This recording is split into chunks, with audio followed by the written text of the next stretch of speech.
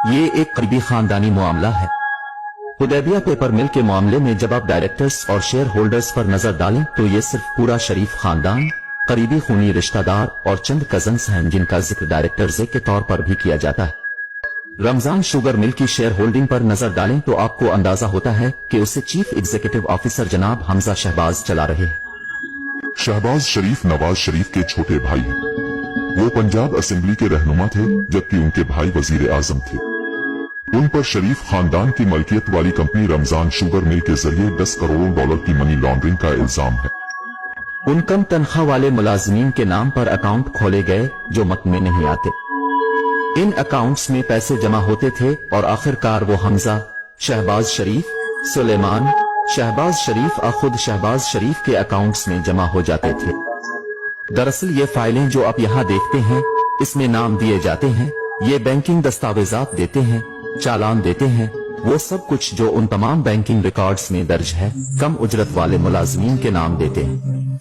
यहाँ एक मिसाल है, आप उसे देखें जनाब मसूद अनवर, वो उसे जनाब शहबाज शरीफ के नाम पर जमा करा रहे हैं। ये 1.6 मिलियन रुपए है। ये रकम हबीब बैंक ऑफ पाकिस्तान में 26 अप्रैल 2017 को जमा कराई गई थी जब शहबाज शरीफ वजीर आला थे। ये 13 मई 2016 को मियां मोहम्मद शहबाज शरीफ के नाम पर 6 लाख रुपए की एक और रकम है। जनाब मसूद अनवर के अकाउंट में 52,451 रुपए जमा कराए गए। 1 करोड़ रुपए और 90 लाख रुपए मसूद अनवर ने मिस्टर शहबाज शरीफ के अकाउंट में जमा करवाए। अब आप पूछ सकते हैं कि मसूद अनवर कौन है? वफाकी तहकीकाती इदारे FIA की जानिब से की जाने वाली इस तहकीकात के मुताबिक मसूद अनवर थे शरीफ खानदान का निचले दर्जे का मुलाजिम।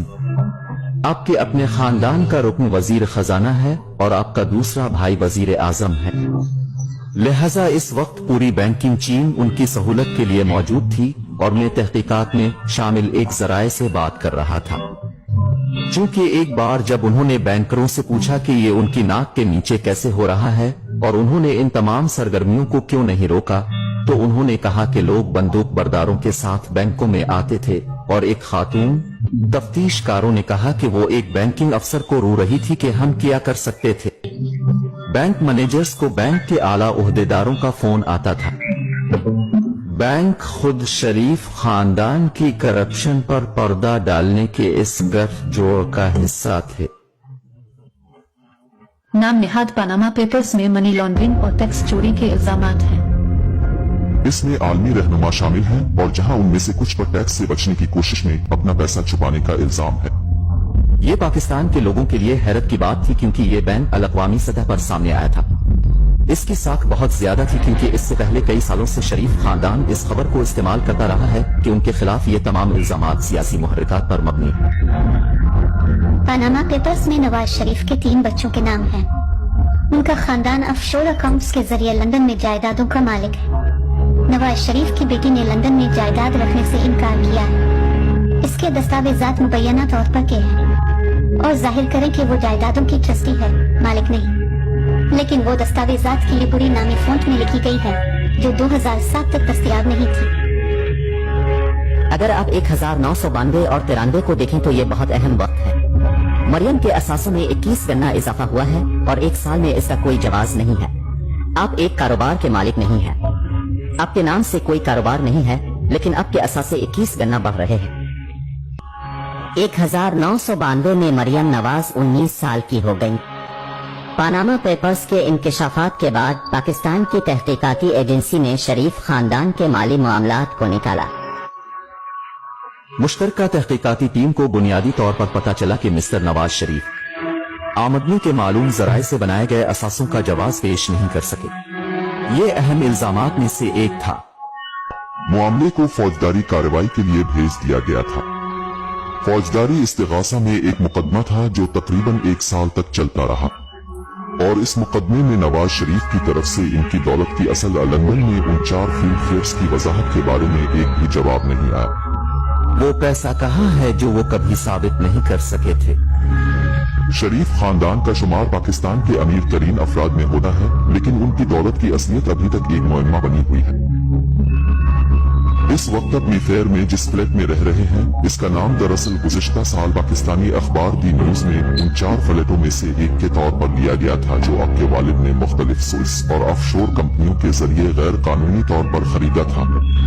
तो नहीं, जो लोग असल में इसके लिए हमें मोरिद इल्जाम ठहरा रहे हैं वो अदालत में जाते हैं और इसे साबित करते हैं। लेकिन क्या आप जानते हैं कि आप जिस फ्लैट में रह रहे हैं इसका मालिक कौन है? ठीक है, अभी ये सवाल नहीं है। क्यों नहीं? लेकिन ये वो सवाल है जो मैं आपसे पूछ रहा हूँ। क्या आप जानते हैं कि फ्लैट का मालिक कौन है? ठीक है, ये किराया पर है, ये मैं हूँ।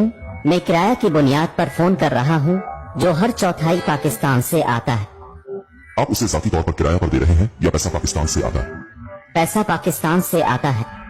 मैं अपने वालिदैन के साथ रहने वाले किसी भी दूसरे तालिब इल्म की तरह हूँ। मुझे हकीकत में ये जानने की जरूरत नहीं है कि हकायक क्या है और फ्लैट्स का मालिक कौन है और कौन किराया अदा करता है और कौन मेरे गुजर बसर के लिए अदायगी करता है।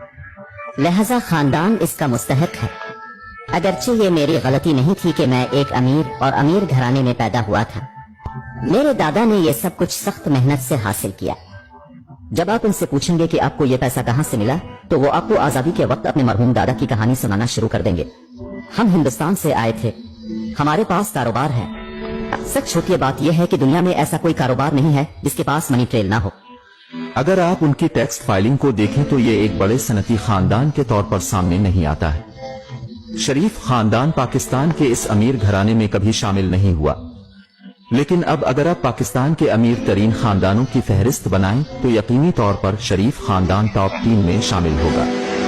हो सकता है कि टॉप 5 में इसलिए शामिल हों कि लक्समबर्ग, बरतानिया, मुत्तहिदा अरब अमारात और सऊदी अरब में उनकी कितनी जायदादें छपी हुई है।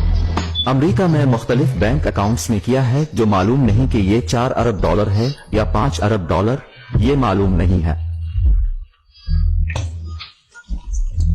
दिसंबर 2018 में पनामा पेपर्स के इंकशाफात के नतीजे में नवाज शरीफ और उनकी बेटी को करप्शन के इल्जामात में 7 साल कैद की सजा सुनाई गई। नवाज शरीफ लंदन में इलाज के लिए जमानत पर हैं और लंदन से पाकिस्तान वापस आने से इनकार कर रहे हैं। नवाज शरीफ का दावा है कि उनका जवाल पाकिस्तानी फौज की साजिश है। We contacted Priti Patel MP, the Home Office Minister, to ask her why Nawaz Sharif, who had overstayed his British visitor visa by 2 years, had not been extradited from Britain. Priti Patel had been eager to deport asylum seekers during her time at the Home Office, yet she took no action against Nawaz Sharif. Priti Patel MP in the Home Office did not agree to an interview. We also contacted the National Crime Agency. We wanted to find out why there had been no meaningful investigation into Nawaz Sharif's assets. The NCA did not agree to speak to us.